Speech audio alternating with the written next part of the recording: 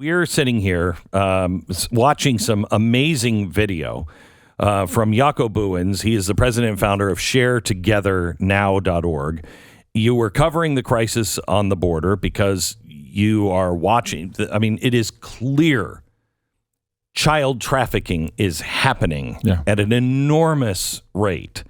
And so you were tracking all the way from the Mexican side all the way to here in America, and not just to the border guard, but also they're going to put them on a plane and they're going to send them someplace else.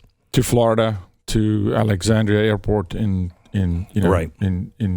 Louisiana, up to wherever in the U.S. The process of the children coming into the country, making the point that the notion that we can keep every child safe, that our president made that notion is incorrect. And these children end up in the hands of traffickers in the U.S. So now you're following the bus and you go to one of the stations for the Border Patrol where they're processing these kids. You follow the bus, but you don't go in. No. One of the border people come out and say, hey, thanks for the support, blah, blah, blah. And you're standing there on the edge. And I'm going to show a video. You'll be able to hear what it's doing. A truck comes out, like a Ram truck or something. What was it? Toyota Tundra. Okay. And this Toyota comes out. It has a border guard in it. You can see his face. He pulls up. He stops. He looks at somebody who is with you. Yeah, a senior member of our team, a female. Okay. Yeah. And who's filming the bus. Right. Yeah. She's filming, and he slams down the accelerator. You'll hear the car peel out, and then you'll hear the thump of her being hit. Listen, watch. There's the bus going in. Now comes the Border Patrol agent and apparently his personal truck. I mean, that's incredible. Wow, he threw a truck at her. He threw a truck at her. Oh my God. Oh my God. I mean, that's insane. Yeah, and for what reason? Doesn't know us, and if he did for a minute, all we do is support law enforcement, but then he flees the scene of the crime. He gets chased down to a red light, flees again, and it turns into a massive debacle because he is a Border Patrol agent in uniform. Very unfortunate. When you look at the video, too, he's not even looking forward where you would normally look when you're driving. He's looking directly, like with eye contact, at this woman who he just tries to run over. Yeah. Stops his vehicle, comes to a stop, looks at her, and the stop is protocol for them, and I found that out, because the gate has to close behind them so that no one can sneak into the gate. So he follows that protocol. So he's at least with wherewithal for that. Yeah.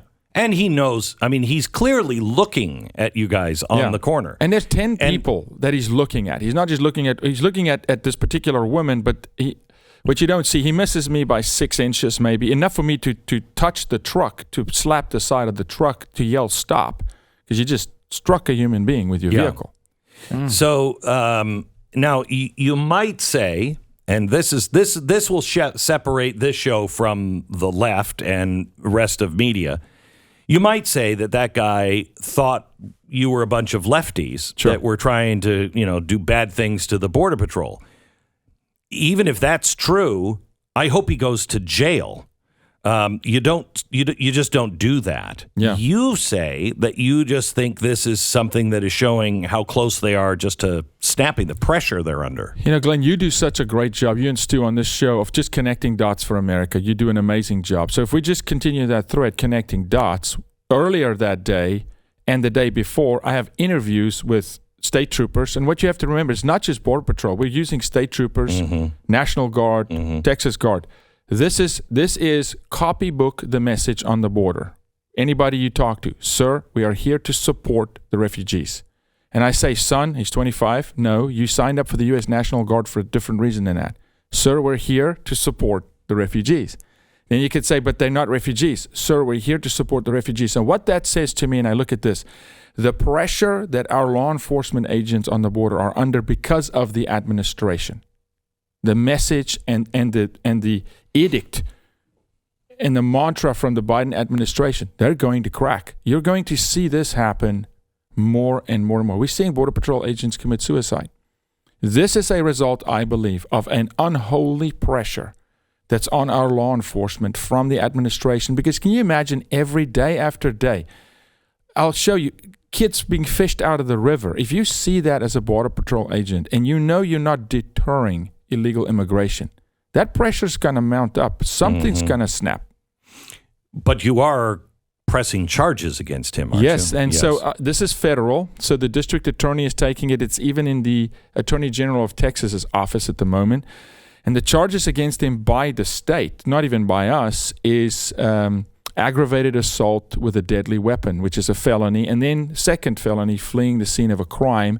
There's going to be a civil suit by the woman who was struck by the vehicle, rightfully so. But there's a federal suit that's even got nothing to do with her. So he's in serious hot water at this moment. And do we know anything about him and his record? Yeah, we do. And look, it's public knowledge. His name's Roberto Duran. No reference to the boxer, right? Okay. But he's been with Border Patrol for a long time. They call him Bobby.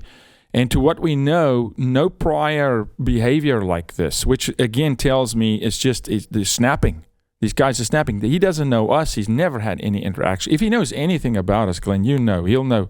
These guys are with us. They fight for us. Yeah. The day before, we delivered goods to Border Patrol, physical resources, right? So I think it's unfortunate. He has to, of course, he acted as an individual, and we'll see whether the state feels that the pressure he was complying. Whatever. Doesn't matter. He still should pay for a crime. I mean, fleeing the scene is almost as bad as the first one. I mean, two bad decisions. Yeah, you make a mistake, you don't flee the scene, and I think the peeling out of the tires, intentional. Yeah, speaks volumes. Yeah.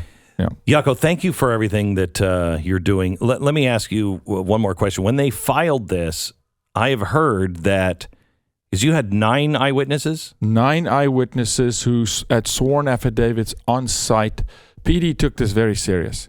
PD separated himself from Border Patrol because PD can't arrest them. It's got to come from Washington. It's a debacle. Unfortunately, Glenn, when that case was filed by PD to the district attorney's office yesterday, they omitted to enter the eyewitness reports or the video. How is that possible? It's not. I mean, it's possible if it's done intentional. It's not in the case file. So now we had to go to the district attorney, also notified the attorney general to say, look, 9 eyewitnesses signed affidavits on site. None of it's in the case file. It's a problem. There's so much cover up at the border, Glenn. There's so much. I mean, it's insane what's happening down there. Guys who are working on the border, you can't just let things fall where they fall. Let the chips fall where they may. Please. I believe most people in the United States are with the Border Patrol. Yeah. You start covering, you start doing anything like this. I know the pressure. I know. But you've got to be on the up and up. And I really, truly don't think I believe, and I know 99% of our Border Patrol, our law enforcement officials, et cetera, are good guys. Don't make excuses for the bad guys. Let the chips fall where they may. We've got to have somebody we trust. And if you start doing stuff like this, you'll lose our trust. And then what do we have? Jaco, thank you so much. Thank you, Glenn. Thank you, Stu. Keep us up to speed on what happens.